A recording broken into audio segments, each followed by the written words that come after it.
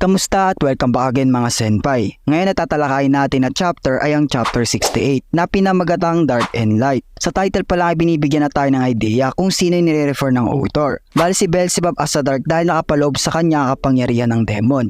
Then Nikola Tesla as a light dahil siya ang nagbigay liwanag sa mga tao gamit ang makabagong inbensyon niya na nilikha dahil sa science.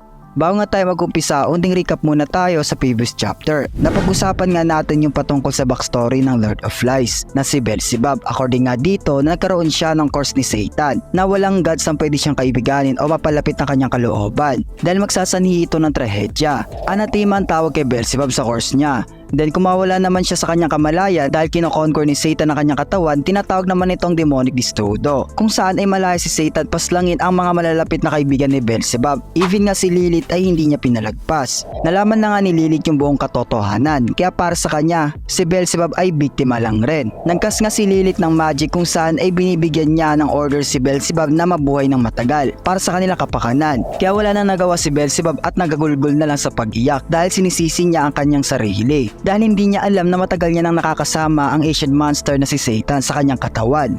Sa paninimula ng chapter na ito ay mamamataan natin ang paghahanda sa arena sa nalalapit na paglalaban ng 8th round. Kung mapapansin nga natin, every next representative ay nagbabago ang setup ng stadium. Sa kabilang banda naman, ang lahat ng gods at mortal ay naghihintay na. Then dun nga mga kaibigan ay inintroduce na ng announcer ang magiging kalahok sa panig ng mga gods. Winiga pa nga nito, in first time in history ay nagawa ng mga mortal makipagsabayan sa mga gods. At nagawa pa nga nitong makalid sa nagaganap na kompetisyon. Isa nga daw itong disgrace o kayaya sa mga gods. Kaya ngayon ay merong isang gods ang nagdeklara na siya na ang susunod na lalaban upang mawala ang dishonorable sa mga gods. Sa pagpapakilala pa lang ng announcer ay meron agad lumabas na maitim na aura sa entrance ng representative na ito. Natakot naman ang ibang gods dahil kilala nila ang susunod na kalahok. Sa aura pa lang nito at simbolo ng fly sa entrance ay si Beelzebub na ang sumaga sa kanilang isipan. Natakal na nga natin yung patungkol sa nakaraan ni Beelzebub sa chapter 67.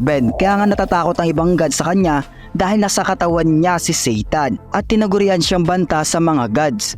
At ayun na nga mga kaibigan, biglang nawasak ang tarangkahan. Makikita nga natin si Nostradamus na natutuwa dahil alam niya na hindi basta-basta si Beelzebub na kalaban. Si Beelzebub ay kinikilalang the priest of the deadly sin of gluttony at isa ring ruler of evil spirit. So same sila ni Hades na nanggaling sa underworld dahil isa siyang devils. Pero mas nakilala siya as a Lord of Lies. Medyo iba nga yung dating ng mga gods kay Beelzebub dahil para sa kanila ay isa itong salot. Kasi once na palapit ka sa kanya ay magkakaroon ka ng misfortune o kamalasan at ito pa ang magiging dahilan ng iyong kamatayan. Despite of that, kahit iba yung tingin ng mga kapwa gods ni Beelzebub ay baliwala lang ito sa kanya. Dahil yung main reason kaya nga siya sumunod na lumaban ay para ipagiganti si Hades. Bali si Hades nga mga kaibigan yung nagmistulang parang kuya ni Beelzebub na nakilala niya sa underworld na nagbigay advice sa kanya sa lahat ng bagay. At ang tao nagparealize sa kanya na may rason kung bakit kailangan niya pang mabuhay. Dahil sa kabilang dako naman ay pinakilala na rin ng announcer ang susunod na kalahok sa panig ng mga mortal. Habang nagsasalita pa lang ang announcer ay kusa na agad bumukas ang tarangkahan. Kung mapapansin nga natin mga kaibigan ay napaka-advanced ng technology na meron ito. At sa hindi inaasahan sa pintuan ng representative ng mga mortal ay nag-release ito ng massive electricity na nagpagulat sa lahat ng manonood sa arena. Winika pa nga ng announcer ang mortal na ito ay kinikilalang child of light dahil siya lang ang taong nagawang malagpasan ang limitasyon na meron ang mga mortal in terms of technology. Dahil sa talino niyang tinataglay, kinikilala nga siya the only sorcerer in our modern era. Pero always niyang sinasabi ang lahat ng kanyang invention o nilikha ay dahil sa science at kung saan ay naging malaking tulong sa representative na ito para ma-bring niya ang kanyang imahinasyon into reality. Siya nga lang ang bukod tanging representative na nagustuhang mapalapit ang mga mortal sa mga gods in terms of his unbelievable discovery and invention. Kung mapapansin nga natin sa panel na ito ay naghahanda na si Nikola Tesla sa kanyang entrance. Makikita nga natin yung dambuhalang iron suit ni Nikola na tinatawag na super automation.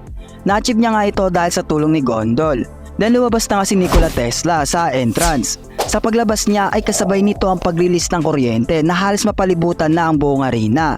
Namangha nga ang ibang manonood na mortal sa iron suit na meron si Nikola. Winiga nga nila nagalingan ni Nikola sa paglalaban. Bali dito mga senpai, mag-uumpisa na ang paglalaban ng 8th round ng Ragnarok. Beelzebub the ruler of the devil spirit versus Nikola Tesla the child of light. Dito nga natin masasaksihan yung paghaharap nila. We all know rin na kinikilala rin silang dalawa na pinakamatalino in the race. So it means na hindi lang in physical strength ang meron silang tinataglay. Kaya expected natin na maraming fighting strategy ang dalawang ito. Kaya talino versus talino ang maganap na paglalaban. Nagudyat na nga sa paninimula ng 8th round na Ragnarok. Kung mapapansin nga natin mga kaibigan, naglakad papalapit si Nikola Tesla sa Lord of Flies at malailang sadlit lang ay bigla itong umikot sa harap ni Beelzebub na may kamangamanghang bilis. Dahil nga ito sa robotic suit na meron siya pero still walang kibo si Beelzebub dito at nakababa ang kanyang depensa.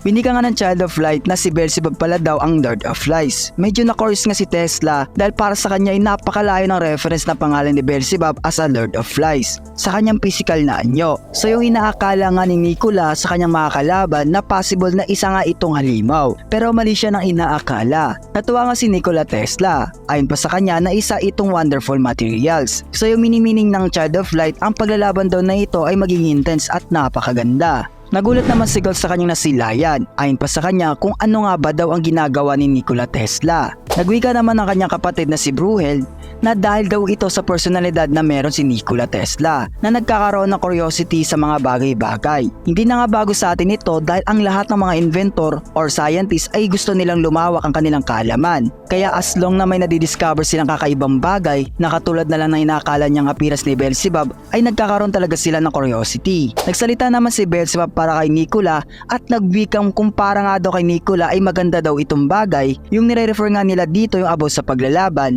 Then para naman sa point of view ni Beelzebub ay kabaligtaran ito. Nagbanta nga ang Lord of Flies kay Nikola Tesla at sa lahat ng humanity na tatapusin niya o wawasakin ang buong sangkatauhan. Nabastusan nga si Nikola Tesla sa mga sinabi ng Lord of Flies. Kaya ayon pa sa kanya na hindi siya papayag sa masamang binabalak ni Beelzebub. Dagdag pa ni Nikola, isa nga daw kamangmangan ang pagwasak o pag-abandona ng mga nilikha. Yung mini-meaning nga ng Child of Light ay patungkol sa creation ng mga gods. Kasi we all know naman nakasama ang humanity sa creation nila. Pero dahil hindi nila nagustuhan ang mga kinikilos na mga mortal, ay bigla na lang nilang diniklara ang pag-wipe out dito. Pero dahil sa Ragnarok ay binigyan ng pagkakataon ni Zeus ang mga mortal upang ipaglaban ang kanilang panig sa planong pag-wipe out. Kaya dagdag ni Nikola Tesla, ang mga mortal ay para nga daw prutas dahil hindi pa ito nahihinog ng wasto. Kaya bilang isang mortal nga daw ay patuloy silang makakagain ng knowledge sa kanilang pagkakamali na even ang mga gods ay hindi sila mapipigilan. Bali ganun nga confidence si Nikola Tesla na higitan ang mga gods.